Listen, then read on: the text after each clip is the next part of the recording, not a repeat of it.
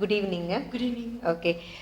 எதை எதிர்பார்த்துட்டு கிருத்தினை வந்து டியா கிளாஸ்ல போட்டீங்க? ஃபர்ஸ்ட் கொஞ்சம் ரெஸ்ட்லெஸ்னஸ் ஜாஸ்தியா இருந்ததுங்க.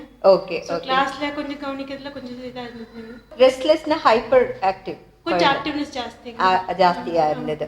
அவங்க வந்து சொல்லாமே அவங்களே இது பண்ணுவாங்க. 6 மணிக்கு அவங்களே எந்திரிச்சிருவாங்க. காலையில ஈஸியா வேக்கப் ஆகணும் அப்படிங்கிற ஒரு ரீசன். நிறைய விஷயங்கள் அவங்களே சிஸ்டமேட்டிக்கா செய்ய ஆரம்பிப்பாங்க அப்படிங்கிறதுனால அந்த ஒரு இது அவங்களே எடுத்து வச்சு படிக்க ஆரம்பிப்பாங்க. நம்ம ரொம்ப என்ஃபோர்ஸ் பண்ண வேண்டாம் அப்படின்னு சொன்னதுனால அந்த ஒரு இதுக்காக ரொம்ப எனர்ஜில ரொம்ப ஜாஸ்தியா இருந்ததுங்க. Okay okay. ஸோ படிக்க வைக்கிறதுல கொஞ்சம் ஓகே ஓகே கஷ்டப்பட்டேன் அப்படிங்க. Okay okay. ஸோ இதெல்லாம் தான் உங்களை வந்து டியா கிட்ட கூட்டிட்டு போச்சு. எவ்வளவு நாளுக்கு அப்புறம் சேஞ்சஸ் பாத்தீங்க?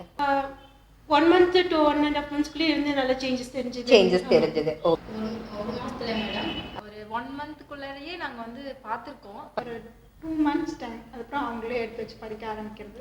ஸோ 2 மாசத்துலயே வந்து உங்களுக்கு சேஞ்சஸ் தெரிஞ்சிருச்சு. பண்ண அந்த இது வந்து இருக்கு.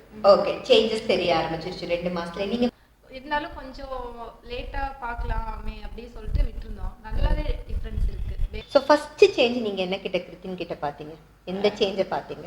கொஞ்சம் ஆக்டிவ், அந்த கான்சென்ட்ரேஷன் லெவல் வந்து கொஞ்சம் இன்க்ரீஸ் ஆச்சு. சொன்னதை கவனிச்சு கேட்குற அளவுக்கு இன்க்ரீஸ் ஆச்சுங்க.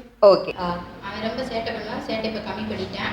ஓகே. அந்த மாதிரி ஹேண்ட் ரைட்டிங் எழுதையில வந்து ரொம்ப ஸ்லோவா எழுதுவான். ஓகே. ஹோம்ஒர்க் கொடுத்தோம்னு வச்சுக்கோங்க, கொடுக்குறத 4 மணி நேரம் எழுதுவான்.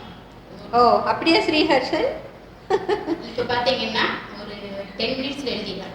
ஃபர்ஸ்ட் வந்து சாப்பிட்ற நாங்கள் மெயின் வந்து அச்சீவ் பண்ணி வந்ததே வந்து இவனுடைய டோட்டல் சேஞ்சஸ் வரணும். என்ன வேணும்னா நாங்கள் ஃபுட்டு மெயின் சாப்பிடவே மாட்டோம். ஓகே. மெயின் நாங்கள் அதை தான் டார்கெட் பண்ணி வந்தோம். சரி நாங்கள் எவ்வளவோ பண்ணிட்டோம், ஆனாலும் சாப்பிடல. இப்போ வந்து நல்லா சாப்பிட்றான். அம்மா இது வேணும் கேட்டும் வாங்கி சாப்பிட்றான். எனக்கு பசிக்குது, சாப்பாடு கொடுங்க, காய் கொடுங்கன்னு கேட்டு வாங்கி சாப்பிட்றான். ஃபர்ஸ்ட் ஃப்ரூட்ஸ் வெஜிடபிள்ஸ் எல்லாம் அவாய்ட் பண்ணுவான். இப்போ பரவாயில்ல, நல்லா சாப்பிட்றான். ஆனா சொன்னது பொறுமையா கொஞ்சம் செய்யற வேலையில பொறுமை வந்து கொஞ்சம் ஜாஸ்தியா இருக்குதுங்க. முதல்ல பொறுமையே இருக்காது. Okay okay. 5 minutes வந்து பண்ணுவாப்பிடுங்க, அடுத்த வேலைக்கு ஓடிடுவாப்பிடுங்க. ஓ 5 minutesல இந்த வேலை. ஓகே. அதான் நீங்க சொன்னது கரெக்ட் வேர்டு, அந்த ரெஸ்ட்லெஸ். அது அப்படி இப்படியே ஓடிட்டே இருக்கிறது. இந்த குழந்தைங்க ஹைப்பர் ஆக்டிவ் சில்ட்ரன் எல்லாமே அப்படிதான் இருப்பாங்க. ரொம்ப tough to maintain.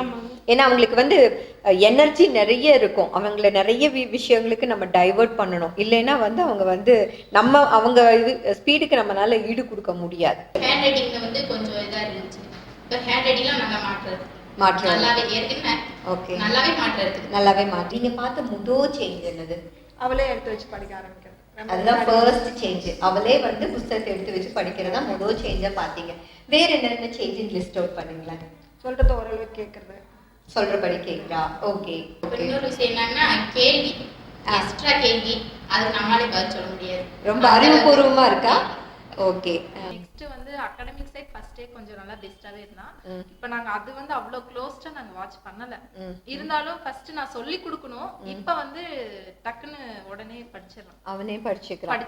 So mummy தேவையில்லை படிக்கிறதுக்கு. இப்போ வேண்டாம், நானே படிச்சுக்கிறேன் அப்படிங்கிறான். அகாடமிக் சைட் நீங்க சொல்லணும்னா என்னென்ன சேஞ்சஸ் நீங்க பாத்தீங்க? ஸ்டடீஸ் பக்கத்துல நீங்க தான் இருப்பீங்களா? ஆமாங்க. ஓகே. சொல்லுங்க. மார்க்ஸ் இம்ப்ரூவ்மென்ட் இருக்கு. ஃபர்ஸ்ட் 70 to 80 வாங்கிட்டு இருந்த பிள்ளைங்க இப்போ 80 to 90 வாங்கிட்டு இருக்க பிள்ளைங்க. அப்படியா? சோ பிஹேவியர்ல நிறைய சேஞ்ச் வந்த மாதிரி ஃபீல் பண்றீங்களா? இல்ல அகாடமிக் சைடு நிறைய சேஞ்ச்? அகாடமிக்ஸ் தான் இருக்கு. அகாடமிக் தான் உங்களுக்கு பயங்கர சேஞ்சஸா தெரியுது.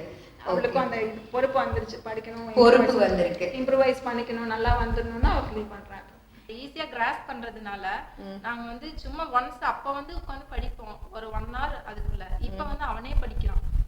ஓகே. சோ பீரியட் வந்து கம்மியா இருக்குன்னு சொல்ல வர்றீங்க. அது மாதிரி ஸ்ட்ரெஸ் கொஞ்சம் குறைஞ்சிருக்கு. அவனே அவனோட வேலையை பார்த்துட்டு நீங்களும் ஃப்ரீயா இருக்கீங்க. மெயினா வந்து ஃபர்ஸ்ட் பாத்தீங்கன்னா ஷையா ரொம்ப ஃபீல் பண்ணுவான்.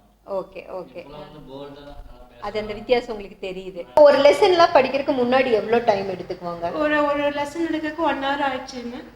இப்போ ஒரு 30 to 40 minutesல வந்து ஒரு லெசன் கம்ப்ளீட் பண்ணிடுறேன். சோ 30 minutes ஹாஃபாவே குறைஞ்சிருக்கு.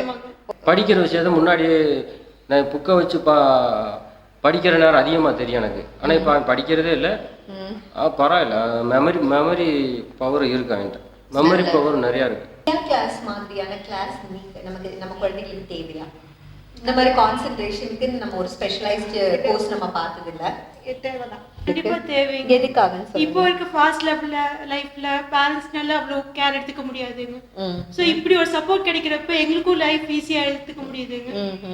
கிட்ஸுக்கும் பெட்டர் லைஃப் கிடைக்கிற மாதிரி இருக்கிறப்ப கண்டிப்பா இந்த மாதிரி கிளாஸ் அவசியம்.